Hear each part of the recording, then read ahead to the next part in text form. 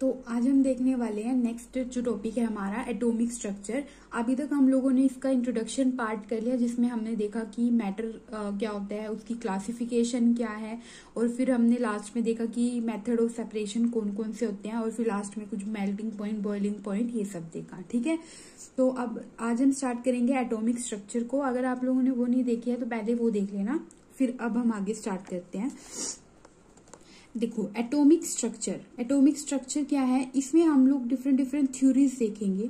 पहले कि एटम्स क्या होते हैं, मॉलिक्यूल्स क्या होते हैं, ये सारी चीजें। ठीक है, तो सबसे पहले जो हमारे पास थ्योरी यहाँ पे गिवन है एक, इसको हम बोलते हैं डाल्टन्स एटॉमिक थ्योरी। तो 1803 और to 1808 atomic theory has been given by John Dalton. तो जो जॉन डाल्टन था उसने ये थ्योरी दी थी। इसके कुछ मेन पॉइंट्स हैं इस थ्योरी के, वो क्या हैं। इस थ्योरी ने बोला कि जो एलिमेंट्स हैं वो क्या उनके पास वो क्या कंसिस्ट करते हैं, of a minute indivisible, minute यानी बिल्कुल छोटे से, इनडिविजिबल यानी जिसको हम फर्दर डिवाइड नहीं कर सकते। ठीक है, इनडिस्ट्रक्टिबल जिनको हम डिस्ट्रक्ट भी नहीं कर सकते, particles called atoms.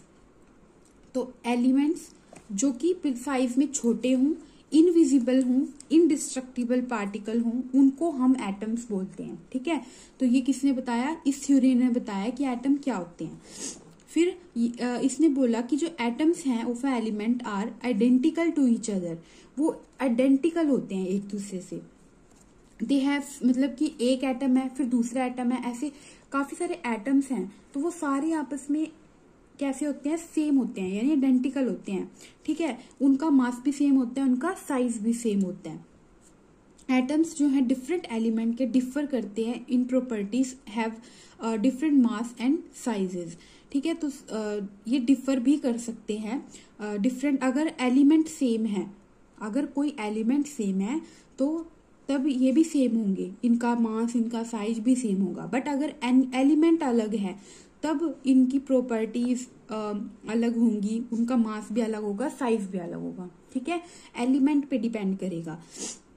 Atoms can not be created, ना तो हम एटम्स को क्रिएट कर सकते हैं, ना ही हम इनको डिस्ट्रॉय कर सकते हैं, ना ही हम इनको ट्रांसफॉर्म कर सकते हैं into atoms of other element. ठीक है, तो ना हम इनको बना सकते हैं, ना इनको हम खराब कर सकते हैं, और ना ही हम इनको ट्रांसफॉर्म कर सकते हैं, यानी इनको चेंज भी नहीं कर सकते हैं। ठीक है, तो ये एटम के बारे में बताया किसने, डाल्टन एटॉमिक थ्योरी ने। ठीक है,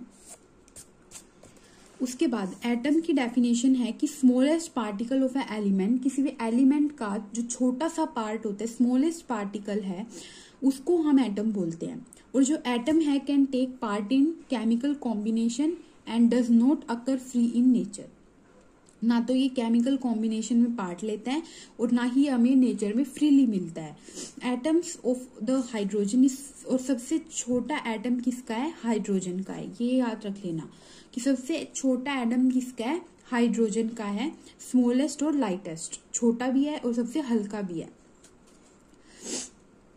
ठीक है, बाकी ये एग्जाम्पल आपको गिवन है। फिर मॉलिक्यूल क्या होता है, molecule is the smallest particle of an element और compound that have a stable and independent existence. तो जो स्मॉलेस्ट पार्टिकल है ऑफ एन एलिमेंट, किसी भी एलिमेंट का या कंपाउंड का, दैट कैन हैव अ, जिसकी स्टेबल एंड इंडिपेंडेंट एग्जिस्टेंस है, उसको हम मॉलिक्यूल बोलते हैं। ठीक है, for example O2, N2, Cl2। ठीक है, अगर इसमें से खाली एक ले लो, जैसे कि H2 है, हाइड्रोजन मॉलिक्यूल, तो हम H2 को बोलते हैं हाइड्रोजन मॉलिक्यूल, और खाली H को बोलते हैं हाइड्रोजन एटम।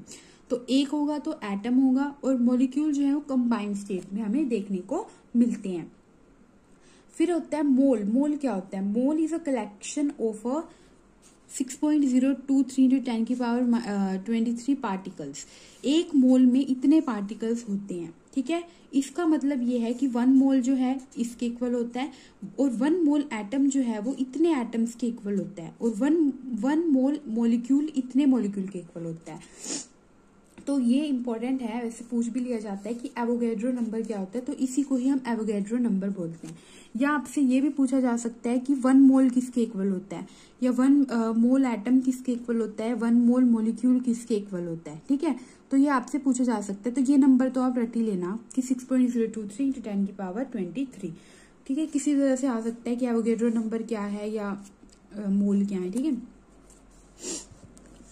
फिर है एटॉमिक मास। एटॉमिक मास क्या होता है?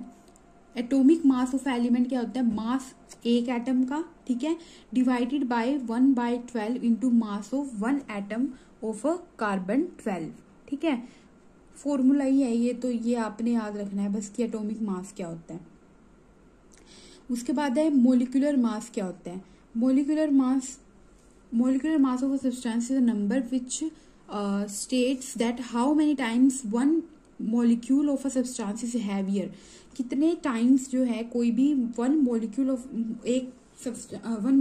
अ सब्सटेंस जो है वो हैवियर है, कितने टाइम्स हैवियर है in comparison to 1/12 mass of 1 atom of carbon 12।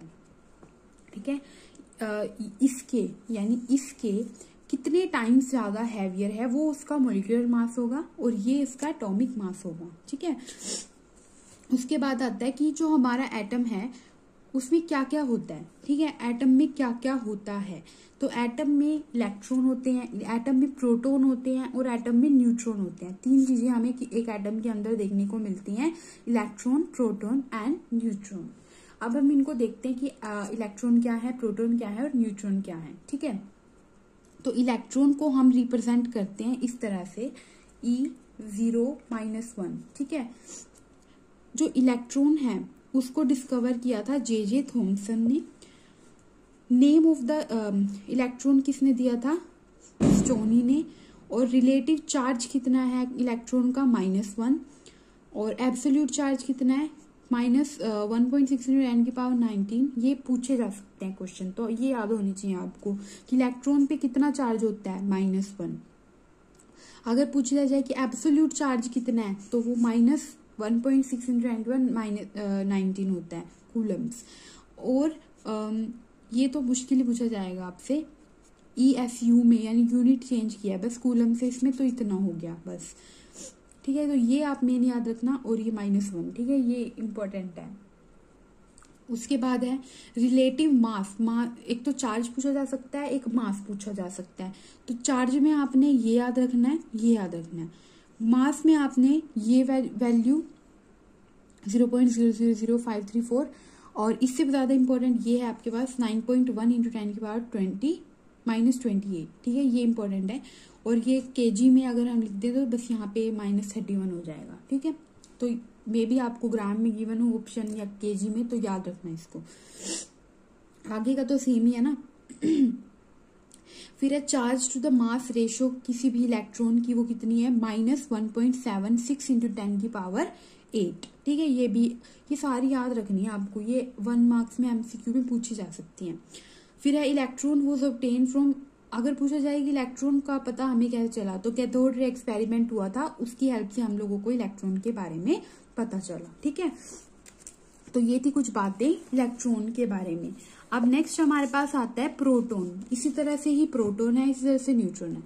तो इलेक्ट्रॉन जो है उसको किसने डिस्कवर किया था? जे थॉमसन ने। और प्रोटॉन को गोल्डस्टीन ने। ठीक है, और न्यूट्रॉन को किसने किया था? James Chadwick. ठीक है, तो तीनों याद हो गए, जे थॉमसन, गोल्डस्टीन और जेम्स कैडविक। फिर proton was named by Rutherford. Rutherford ने प्रोटॉन का नाम दिया था, इलेक्ट्रॉन का दिया था स्टोनी ने। ठीक है, और न्यूट्रॉन का तो इसमें गिवन ही नहीं है, तो ये याद रखना बस। इलेक्ट्रॉन पे चार्ज होता है -1, प्रोटॉन पे होता है +1। इलेक्ट्रॉन का चार्ज था 9.1 × 10⁻28 और इसका है +1.6 × 10⁻19। सॉरी, मैंने मास बोल दिया। उसका चार्ज था -1.6 × 10⁻19 और इसका भी उसमें क्या था? इसमें हमारे पास माइनस था बस यहाँ पे। ठीक है, और इसमें हमारे पास यहाँ पे प्लस है, बाकी सेम है। ठीक है, फिर मास अगर बात करें तो मास उसका अलग है, 9.1 इंटू 10 की पावर -28 है, और इसका 1.6 इंटू 10 की पावर, इतना ही याद रख लो, 1.6 इंटू 10 की पावर -24 है, और केजी में यहाँ पे 27 हो जाएगा बस। Charge to the mass ratio इतनी है। और प्रोटॉन जो है वो हमें कैसे ऑब्टेन हुए थे, एनोड रे एक्सपेरिमेंट से, और इलेक्ट्रॉन कैथोड रे एक्सपेरिमेंट से। ठीक है, तो ऐसे कंपेयर करके पढ़ो इनको, तो ऐसे कंपेयर करके पढ़ो इनको, तो आपको ज्यादा अच्छे से याद रहेंगे। फिर बात करते हैं न्यूट्रॉन की। तो न्यूट्रॉन देख लिया हमने, डिस्कवर किसने किया। फिर चार्ज कितना होता है न्यूट्रॉन पे, 0 होता है, इलेक्ट्रॉन पे -1, प्रोटॉन पे +1 और न्यूट्रॉन पे 0। मास 1.6 इंटू 10 की पावर -24, इस पे भी इतना ही था प्रोटॉन पे। ठीक है, charge to the mass ratio इसकी 0 होती है। और न्यूट्रॉन को हमने किससे ऑब्टेन किया, रेडियो एक्टिविटी फिनोमिना से। ठीक है, जिसमें हमने किसी अल्फा पार्टिकल को मतलब अल्फा पार्टिकल को रिएक्ट किया इसके साथ। ठीक है, तो हमारे पास ये आ गया। तो ये हमारे पास रेडियो एक्टिव एक्सपेरिमेंट था। तो इसकी हेल्प से हम लोगों ने न्यूट्रॉन की डिस्कवरी की। तो तीनों में डिफरेंस आपको समझ में आ गया होगा। अब ये इम्पोर्टेंट है, एटॉमिक नंबर और मास नंबर। ठीक है, ये है नंबर, और जो हमने पहले पढ़े थे ये थे हमारे पास मास, एटॉमिक मास, मॉलिक्यूलर मास, और ये है एटॉमिक नंबर और मास नंबर। ये आपको निकालने आने चाहिए। देखो, जो एटॉमिक नंबर है वो क्या है, एटॉमिक नंबर मतलब द नंबर ऑफ प्रोटॉन और इलेक्ट्रॉन कितने हैं किसी भी एटम में। ठीक है, किसी भी एटम में कितने प्रोटॉन और कितने इलेक्ट्रॉन प्रेजेंट हैं। ठीक है, तो उसको हम क्या बोलते हैं, एटॉमिक नंबर। ठीक है, तो इसमें Z किससे हम रिप्रेजेंट करते हैं एटॉमिक नंबर को, तो इलेक्ट्रॉन और प्रोटॉन क्या होते हैं इसमें, इक्वल होते हैं। E is the number of electron, P is the number of proton. फिर मास नंबर की अगर हम बात करें तो मास नंबर क्या होता है, sum of number of proton and neutron. जो ये था प्रोटॉन और इलेक्ट्रॉन, प्रोटॉन दोनों में है। ठीक है, एटॉमिक नंबर में इलेक्ट्रॉन को काउंट करते हैं और मास नंबर में न्यूट्रॉन को। ठीक है, प्रोटॉन दोनों में है। जैसे कि यहाँ पे एग्जांपल गिवन है आपको, Na2311। ठीक है, अब इसमें देखो, इन Na एटॉमिक नंबर जो है इसका 11 है। ठीक है, जो ये नीचे होता है हमारे पास, ये होता है हमारे पास एटॉमिक नंबर। ठीक है, देखो ऐसे रिप्रेजेंट करते हैं हम, जैसे X यहाँ पे क्या है, कोई भी एटम है, तो इसको ऐसे याद रखो, नीचे होता है Z, ऊपर होता है A, ऐसे याद रखो, जा से, यानी जा हम ऐसे बोलते हैं जा, तो ZA जा। तो यहाँ पे Z जो है आपके पास एटॉमिक नंबर होता है और A जो है आपके पास मास नंबर होता है। ठीक है, अब इसमें देखो, यहाँ पे इस मॉलिक्यूल, इस एटम को इससे कंपेयर करो, अगर हम इससे कंपेयर करें तो यहाँ पे देखो ऐसे है Na। ठीक है, Na, और नीचे आपके पास 11 है और ऊपर आपके पास 23 है। तो Na में 11 हमारे पास क्या है, Z की वैल्यू है। ठीक है, और 23 हमारे पास A की वैल्यू है। ठीक है, अब हमने निकालना क्या है इसमें, कि इसमें कितने इलेक्ट्रॉन है, कितने प्रोटॉन है और कितने न्यूट्रॉन है, ये हमने निकालना है। तो सबसे पहले हम बात करें इलेक्ट्रॉन की, तो इलेक्ट्रॉन और प्रोटॉन क्या होते हैं, इक्वल होते हैं। देखा था ना हमने यहाँ पे, इलेक्ट्रॉन प्रोटॉन इक्वल होते हैं। तो इलेक्ट्रॉन अगर हमारे पास 11 है, जो नीचे होते हैं ये ही हमारे पास प्रोटॉन होते हैं, तो दोनों 11 हो गए। अब न्यूट्रॉन की अगर हम बात करें तो न्यूट्रॉन का हमारे पास फॉर्मूला हम कैसे यूज करेंगे, देखो यहाँ पे फॉर्मूला गिवन है, तो यहाँ से न्यूट्रॉन की वैल्यू निकाल लो। तो न्यूट्रॉन की वैल्यू निकालेंगे जब हम लोग, तो हमारे पास n की वैल्यू क्या हो जाएगी, A-P हो जाएगी, A-P हो जाएगी। ठीक है, तो A-P, A की वैल्यू 23 है, P की वैल्यू 11 है, तो 12 हमारे पास इसमें न्यूट्रॉन आ गए। इसी तरह से अगर हम इसका ट्राई करके देखना आप लोग। ठीक है, ये भी ऐसे ही होगा, कंपेयर करो, तो नीचे Z होता है, ऊपर A होता है, तो Z की वैल्यू 6, A की वैल्यू 12। फिर जो नीचे होता है यही इलेक्ट्रॉन होते हैं, यही प्रोटॉन होते हैं, दोनों इक्वल होते हैं। फिर n की वैल्यू क्या आएगी, दोनों माइनस करके 6 आ जाएगी। समझ में आ गया कैसे निकालते हैं किसी भी एटम में कितने इलेक्ट्रॉन प्रोटॉन ये सब प्रेजेंट है, तो इस तरह से आप लोग इनको निकाल सकते हो। अब नेक्स्ट हमारे पास आते हैं आइसोटोप्स। आइसोटोप्स नाम से पता देखो, आइसो मतलब क्या होता है, सेम। तो आइसोटोप का मतलब क्या है कि जिनकी Z वैल्यू यानी जिनका एटॉमिक नंबर सेम हो उसको हम क्या बोलते हैं, आइसोटोप। एटॉमिक नंबर सेम हो बट मास नंबर डिफरेंट हो। जैसे यहाँ पे डिफरेंट आइसोटोप हैं कार्बन के, तो अगर आपको बोल दे कि कार्बन के डिफरेंट आइसोटोप है तो आप क्या समझोगे कि कार्बन है, कार्बन में तीनों का एटॉमिक नंबर तो 6 ही है बट उनका मास नंबर अलग है, तो ये समझेंगे हम, ठीक है। इसी तरह से ये हाइड्रोजन के हमारे पास आइसोटोप होते हैं, ठीक है। ये जैसे H11 होते हैं, इसको हम बोलते हैं प्रोटियम, इसको हम बोलते हैं ड्यूटेरियम, इसको बोलते हैं ट्रीटियम, ठीक है।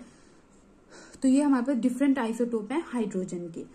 इन isotope number of proton and electron same होते हैं बट न्यूट्रॉन डिफरेंट होते हैं, ठीक है।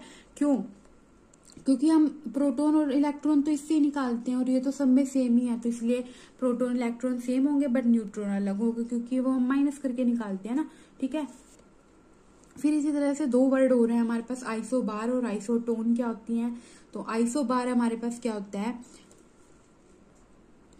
आइसो का मतलब सेम बट क्या सेम है, आइसोबार यानी जिसमें सेम मास नंबर होगा, इसका उल्टा है, same mass number but different atomic number, ठीक है। सबका एटॉमिक मास नंबर सेम है और एटॉमिक नंबर डिफरेंट है। फिर आइसोटोन्स क्या होते हैं, जिनका सेम नंबर ऑफ न्यूट्रॉन हो, माइनस करके सेम ही आएगा तीनों में, ठीक है। तो उनको हम क्या बोल देते हैं, ये आइसोटोन्स हैं। फिर इसी तरह से एक और होता है हमारे पास आइसो इलेक्ट्रॉनिक, यानी जिनमें इलेक्ट्रॉन सेम आएंगे। इनके जब आप इलेक्ट्रॉन निकाल के देखोगे तो वो सेम आएंगे, ठीक है। कैसे निकालोगे, ठीक है। तो कैसे इलेक्ट्रॉन निकालते हैं हम वो देखो, यहाँ पे ये मैंने फर्स्ट वाला सोल्व किया है। जैसे हमारे पास O2 नेगेटिव है, तो O2 नेगेटिव जो है, O2 नेगेटिव, O2 का एटॉमिक नंबर होता है हमारे पास, सॉरी ऑक्सीजन का एटॉमिक नंबर होता है मेरे पास 8। ऊपर जो चार्ज होता है ऐसे याद रखो कि अगर माइनस में है तो वो प्लस हो जाएगा और माइनस में है तो प्लस हो जाएगा और प्लस में है तो माइनस हो जाएगा, ऐसे याद रखना है। तो ऑक्सीजन का होता है 8 और -2 है मतलब +2 हो जाएगा, तो हो गया 10। फिर Fe का एटॉमिक नंबर होता है 9, तो 9 और माइनस है तो क्या हो जाएगा +1 10 हो गया। नियोन जो है हमारे पास, इसका तो 10 ही होता है। फिर सोडियम पॉजिटिव, सोडियम का होता है 11 और प्लस है तो माइनस हो जाएगा 1, तो 10। तो इसी तरह से Mg, मैग्नीशियम का होता है 12 और +2 है तो -2 हो जाएगा, यानी 10।